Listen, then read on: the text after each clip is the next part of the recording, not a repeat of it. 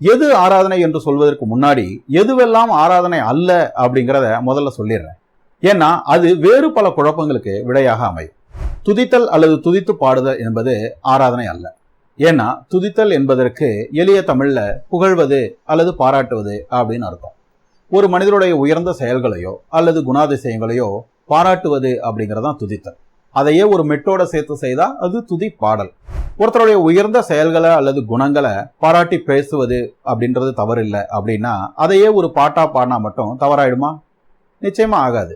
அப்ப ஒரு மனிதன் இன்னொரு மனிதனை புகழ்ந்து பாடுவது அல்லது துதி பாடுவது அப்படிங்கிறது தவறில்லை அப்படின்னா அது கண்டிப்பா ஆராதனையாக ஆக முடியாது. ஏன்னா ஆராதனை என்பது கடவுளுக்கு மட்டுமே உரிய ஒரு விஷயம். அந்த விஷயத்தை நாம ஒரு மனிதனுக்கு கொடுத்தா அது தவறு என்று ஆக வேண்டும். ஆனா மனிதர்களை துதிப்பது அல்லது புகழ்வது என்பது ஏகப்பட்ட இடங்கள்ல நியாயம்தான் என்று நமக்கு நல்லாவே தெரியுது. அப்படின்னா கண்டிப்பாக அது ஆராதனையாக இருக்க முடியாது. அதாவது கடவுளை புகழ்ந்து பாடுவது போலவே மேன்மையான மனிதர்களையோ தேசத்தையோ அல்லது தேசிய கொடியையோ கூட புகழ்ந்து துதித்து பாடலாம், அது தவறாகாது அப்படின்னு இதுல இருந்து விளங்குது.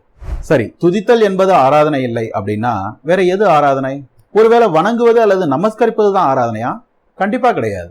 ஏன்னா வணங்குவது அல்லது நமஸ்கரிப்பது தான் ஆராதனை அப்படின்னு சொன்னா அதை மனிதர்களிடத்துல செய்வது தவறு அப்படின்னு ஆயிடும். ஆனா வணங்குவதும் நமஸ்கரிப்பதும் இல்லைன்னா மனித வாழ்க்கையை சகித்து கொள்ள முடியாத ஒரு சூன்யமாக ஆயிடும்.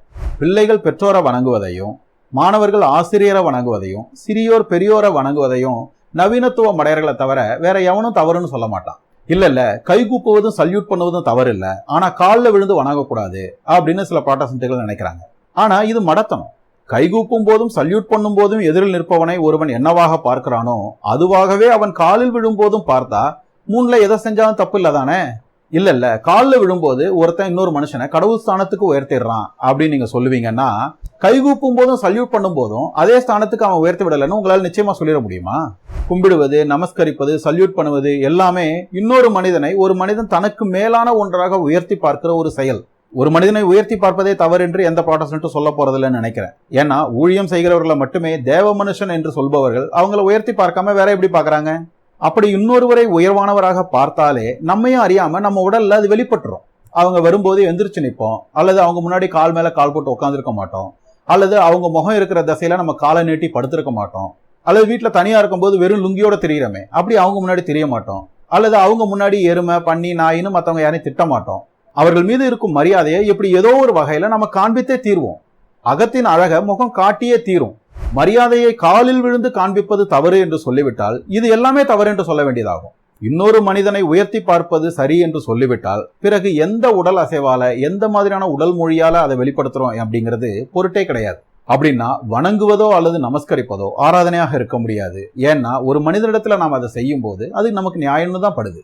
ஆனா ஆராதனை என்பது கடவுளுக்கு மட்டுமே உரிய ஒன்றாக இருக்க வேண்டும். அதை மனிதர்களிடத்தில் செய்தால் அது நமக்கு தவறு என்று பட வேண்டும். ஒருவேளை ஜெபிப்பது தான் ஆராதனையா? ஏன்னா கடவுள்கிட்ட மட்டும்தானே ஜெபிக்கிறோம் அப்படின்னு சிலர் கேட்கலாம். ஆனா கடவுள்கிட்ட மட்டும்தான் ஜெபிக்கிறோம் அப்படிங்கிறது ஒரு மூட நம்பிக்கை. ஏன்னா ஜெபம் என்பது அடிப்படையில என்ன? ஒரு வேண்டுதல், அதாவது விண்ணப்பம் செய்தல். நமக்கு ஒரு தேவை இருக்கும்போது அந்த தேவையை நிறைவேற்றி தரும்படி இன்னொருத்தரிடம் கேட்பதற்கு பேர் தான் விண்ணப்பம் செய்தல். ஆனா இந்த விண்ணப்பம் செய்தல் என்பதை நாம அனுதினமும் எல்லா மனிதர்களிடத்திலும் செய்துகிட்டே தான் இருக்கிறோம். பிள்ளைகள் பெற்றோரிடமும், கணவன் மனைவியிடமும், மனைவி கணவனிடமும், நண்பர்கள் நண்பர்களிடமும், தொழிலாளி முதலாளியிடமும் எதையாவது வேண்டிக் கொண்டே தானே இருக்கிறோம். அதாவது விண்ணப்பம் செய்து கொண்டே தானே இருக்கிறோம். கடவுள் இதை தவறுன்னு சொல்லுவாரா? அது எப்படி நீ எனக்குரிய இடத்த ஒரு மனுஷனுக்கு கொடுப்ப அப்படின்னு கடுப்பாவாரா? சொல்லப்போனா இங்கிலீஷ்ல ஒரு விஷயத்த ரொம்ப பொலைட்டா கேட்கறதுக்கு I pray you do that, நீங்க அதை செஞ்சு தரணும்னு நான் ஜெபிக்கிறேன் அப்படின்னே கேட்பாங்க. ஆக மனிதர்களிடம் வேண்டுதல் வைப்பது அல்லது ஜெபித்துக் கொள்வது தவறில்லை என்பதால ஜபம் என்பது கடவுளுக்கு மட்டுமே உரிய ஆராதனையாக இருக்க முடியாது. இல்ல ஜபம் என்கிறது வெறும் விண்ணப்பம் மட்டும் இல்ல, அது கடவுளோடு இருக்கிற ஒரு உறவு, ஒரு உரையாடல் அப்படின்னு நீங்க எவ்வளவு உருட்டினாலும் கொஞ்சம் யோசிச்சு பாத்தீங்கன்னா அதையெல்லாம் நாம் மனிதர்களிடத்துல செய்து கொண்டேதான் இருப்போம் அப்படிங்கறதுதான் உண்மை.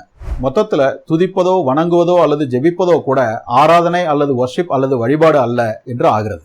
அதாவது ஒரு மனிதனை நாம் துதிக்கும் போதோ வணங்கும் போதோ அல்லது அவர்களிடம் எதையாவது ஒன்றை வேண்டிக் கொள்ளும் போதோ கூட நாம் அவர்களை வழிபடுவதில்லை என்று அர்த்தமாகிறது. இன்னும் துல்லியமா சொன்னா மனிதர்களிடத்தில் நாம் இவைகளை செய்யும் போது அவர்களுக்கு நாம் கடவுளுக்கு உரிய இடத்தை கொடுத்து விடவில்லை என்று அர்த்தமாகிறது.